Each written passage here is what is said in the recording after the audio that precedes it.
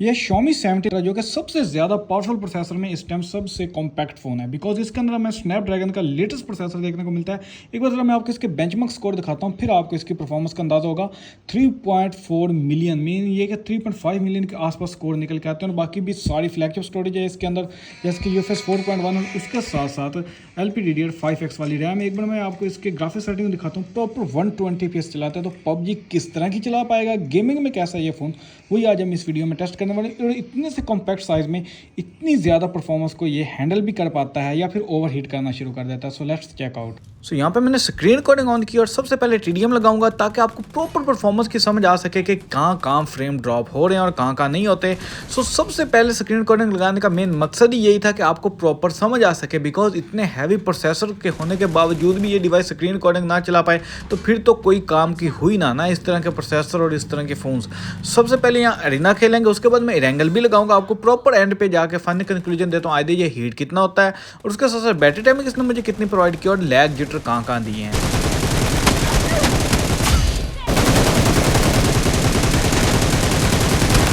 यहाँ पर अभी अभी एक बात नोटिस किया आपने कि जो इसकी बुलेट कनेक्ट हो रही है वो बहुत कम है। I don't know why, because FPS proper 120 आ रहे थे, कोई लैग जिटर या ज़रा से भी FPS ड्रॉप होते फील नहीं हुए। लेकिन बुलेट जैसी कनेक्ट होती है ना 120 FPS के ऊपर, मैं कहता हूँ वो तो निकलने नहीं देती आगे बंदे को, लेकिन ये वो वाली चीज़ नहीं थी। हो सकता है पता नहीं क्या इशू आ रहा है, शायद किसी अपडेट के साथ और बेहतर हो जाए। लेकिन जब इसका 17 अल्ट्रा मैंने रिव्यू किया, उसका PUBG टेस्ट अवेलेबल है, आप जाके देख सकते हो, वो इससे काफ़ी ज़्यादा अच्छी बुलेट कनेक्ट कर पाता है। तो same he processor and overall specification होने के बावजूद ये ऐसा कर रहा है, आई डोंट नो वाई। एक बार अरीना थोड़ा सा खेल लूँ, उसके बाद मैं इरेंगा लगाऊंगा, वहाँ देखते हैं। अगर वहाँ भी जब दूर एनिमी होता है यही प्रॉब्लम रही तो फिर ये चाहे सस्ता है लेकिन गेमिंग में ये कामयाब नहीं हो पाएगा अगर किसी अपडेट के साथ इस चीज़ को सॉल्व नहीं किया जाता तो।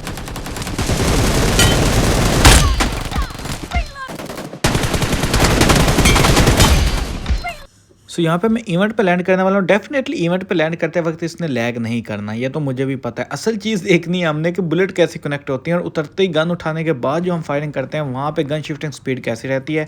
सो यहाँ पे आपने देखा ओवरऑल स्पीड अभी तक तो सही देखने को मिली है।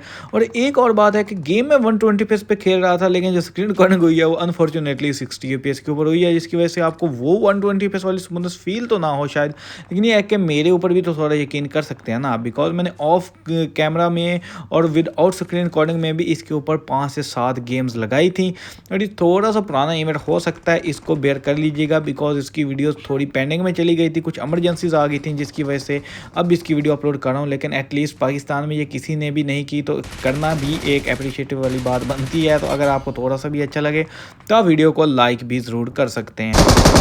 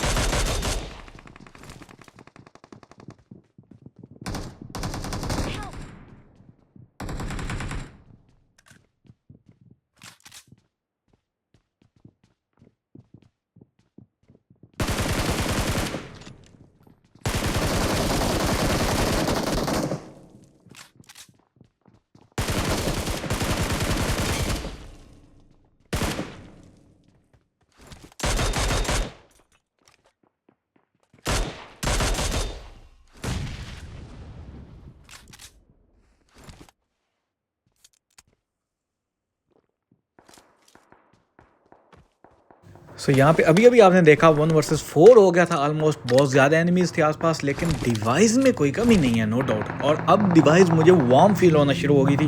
ऑलमोस्ट मुझे तकरीबन 2 घंटे होने वाले थे इसमें गेमिंग करते हुए। सो वार्म से थोड़ी ज़्यादा मैं कहूँगा कि हाथ जलने लग गया था, फील हो रहा था डिवाइस हीट हो रही है। हालांकि इसके अंदर आइस लूप कूलिंग सिस्टम देखने को मिलता है Xiaomi का लेटेस्ट वाला, लेकिन फिर भी अनफॉर्चुनेटली डिवाइस हीट हो रही थी बिकॉज 120 FPS के ऊपर स्क्रीन रिकॉर्डिंग ऑन थी, लेकिन कोई भी मेजर लैग या FPS ड्रॉप अभी तक नहीं आया था। मुझे जो वहाँ तक फील हो रहा है, अगर अब हो सकता है मुझे कूलिंग फ़ैन लगाना पड़े, नहीं तो थोड़ी देर तक डिवाइस FPS डाउन कर जाएगी।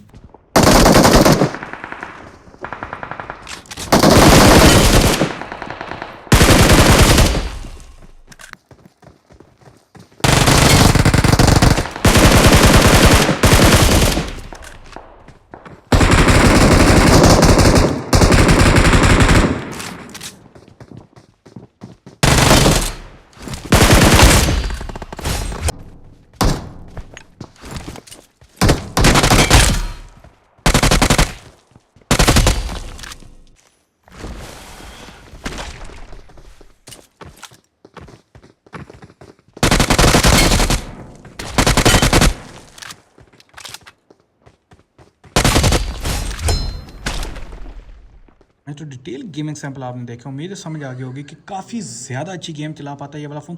नो डाउट साइज़ बहुत छोटा है जिसकी वजह से आपको थोड़ी तंगी होती है इस तरह 4 फिंगर खेलने में, लेकिन साइडों से जो इसका फ्रेम है ना वो एल्यूमिनियम का और बहुत ज़्यादा कड़वी सा देखने को मिलता है, जिसकी वजह से हैंड में तो बिल्कुल फील ही नहीं होता कि आपने कोई डिवाइस पकड़ी हुई है।